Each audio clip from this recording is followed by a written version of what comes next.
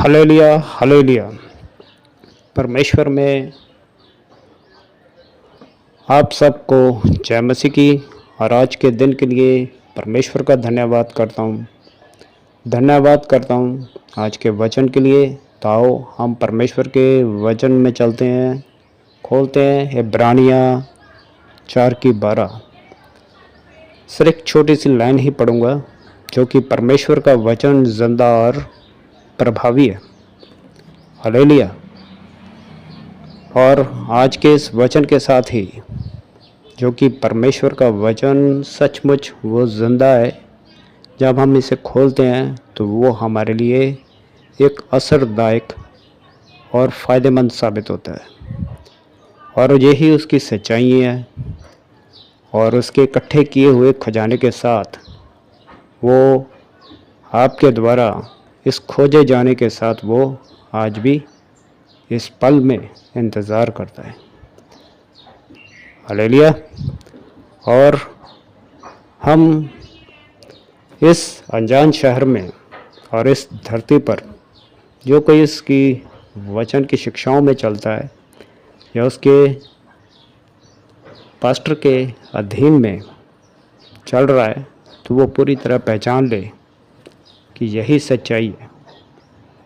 जिस तरह की वचन हमें बताता है कि हम ऐसे अनजान शहर में हैं और ये शहर कोई हमारी अपना शहर नहीं है। हमने इस ज़मीन पर जन्म लिया है, पर जो हम ऐसे मुसाफिर हैं कि जहाँ पर हम कुछ ना कुछ उसकी चीज़ों को खोजते हैं और पाते हैं, पर ऐसी चीज़ें जिसके लिए वो दया का कारण बनता है। और सबसे पहले जो कि हम जहाँ पर बैठे हैं, तो हम उसका धन्यवाद करते हैं, क्योंकि हम उसके उद्धार से जो कि हम यहाँ पर पहुँचाएंगे। हालेलुया। तो ये सच है। और जो जिसे सुन रहा है, तो वो उसके वचन में उद्धार पा चुका है। और हम उसकी बातों को दिन प्रतिदिन और उसे पाते हैं, पर शायद उसका हम मनन नहीं करते। हालेलुया। हमें उसका मनन करना बहुत ज़रूरी है। और उसका मनन करने के लिए जिस तरह बच्चों को स्कूल भेजा जाता है, और वो स्कूल जहाँ बच्चा स्कूल का छुट्टी होने के बाद वो घर वापस पहुंच जाता है, और एक स्कूल वो होता है जहाँ घर नहीं, वो सीधा हॉस्टल ही पहुंच जाता है। क्योंकि उसका जो उसे सिखाया जाता है और वो उसका सही मनन करता है, मेडिटेशन। तो हमें उसका अभ्यास करने की ज़रूरत है। सच कहता हूँ। तो जो बाइबल को खोलकर जो करते हैं, तो सचमुच वो इसके खजाने को पाते हैं। तो हमें इसे पाने के लिए खोजने का समय देना चाहिए। सच कहता हूँ।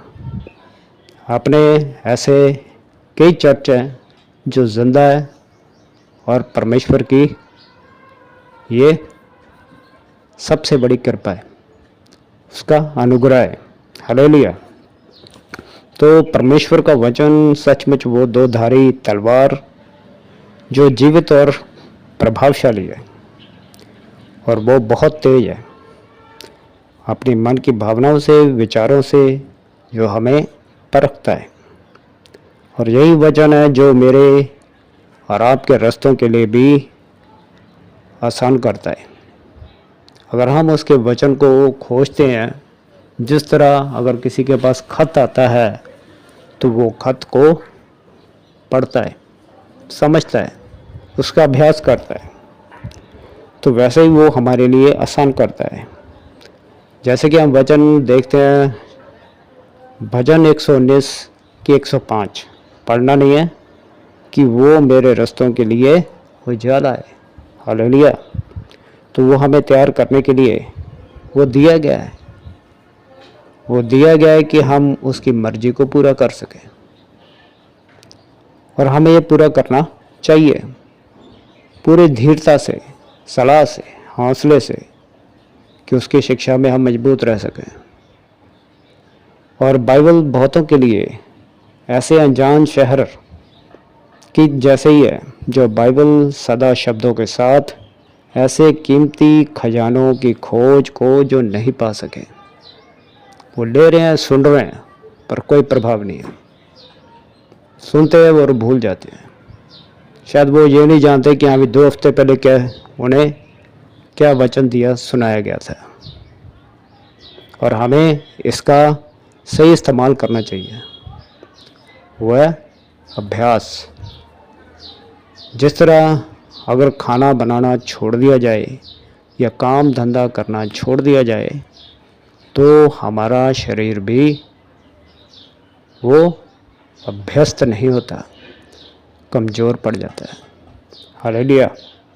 तो उसके लिए हमें उसकी शिक्षाओं में बने रहने की ज़रूरत है, उसे खोजते रहने के लिए। क्योंकि जो कि अगर परमेश्वर ने हमें इस स्कूल में छोड़ा है, तो इस पाठशाला में हमें उसे ख़राब करने के लिए नहीं, ऐसे हॉस्टल की ज़रूरत है जहाँ पर हमें उसे सीरियसली और गहराई के साथ उसका अभ्यास करते रहना चाहिए। सच कहता हूँ, जो कि ऐसे जगह में होने वाले में, ऐसी गति में और पूरे शोरगुल में भी वो पूरा भरा हुआ है, तो ये अद्भुत है। और जैसे बाहर किसी छोटे से गांव में मान लिया जाए, तो दूसरे और इसके जैसे नौकरी करने वाले, काम धंधे वाले, और बहुत ही खूबसूरत सालों से पहले जो उन्होंने पहचान लिया है, लेकिन ये आपके लिए आज भी अनजान शहर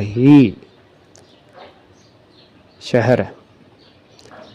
इसे अनजान शहर ही कहेंगे। अब कुछ समय में हम इसकी खुशी से हंसने लगें, तो जब हम ऐसे समुंदर के किनारे के पहले जो राष्ट्रीय जो सहारा जो उनके लिए जो पहुंच सके, तो अपने चारों ओर ऐसे रेत के टीले, दलदल और घास और समुद्री घास, समुद्री पक्षी, बगुले, नीले बगुले, जैसे कि हम गाड़ी में और समुद्र के किनारे ही जैसे जा रहे हों और उसे देख रहे हैं, उस समुद्र के किनारे की ओर जाने वाली सड़क की ओर जैसे कि हम खोज में हैं, पर आखिर में जो वो सड़क खोज रहे हैं और उसकी ओर मुड़ जाएं, तो वो सीधा हमारे भवन तक ही पहुंच जाती है। और यही हमारी सच्ची खोज होनी चाहिए, वह हमारी हैकल को वो परमेश्वर तक पा लेना। Hallelujah, hallelujah. उसके वचन में हमेशा बने रहने की ज़रूरत है। अपने आप को, अपने विचारों को समृद्ध और ऊंचा करने की ज़रूरत है। और दूसरा तीमुथियुस उसकी 3 की तीसरा अध्याय 14 से लेकर 17 तक पढ़ते हैं, तो उन बातों को जो तूने सीखी है और विश्वास किया है, तो उसे पहचान कर हम उसे मजबूत बने रहें।